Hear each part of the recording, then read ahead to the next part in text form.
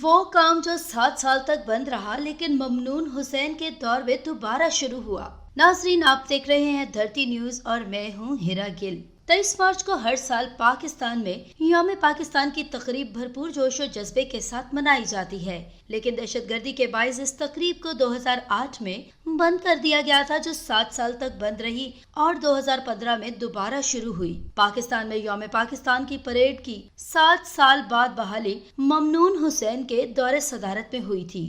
इस पहली परेड में उन्होंने बतौर मेहमान खुसूसी शिरकत की थी, जबकि इस वक्त के वजीर आजम नवाज शरीफ, वजीर दिफा Khawaja Asif, army chief general Raheel Sharif समेत आला फौजी और सियासी क़यादत ने शिरकत की। इस परेड में पाक फौज के इस वक्त के सरबरा एयर मार्शल सुहेल अमन ने खुद पाकिस्तान का तैयार करदा JF थंडर 17 तैयारा उड़ाया और फलाही पास की क़यादत करते हुए सदर मुमलिकत ममनून हुसैन को सलामी पेश की। ख्याल रहे कि साबिक सदर ममनून हुसैन बुध के रोज कराची के निजी अस्पताल में इंतकाल कर गए हैं।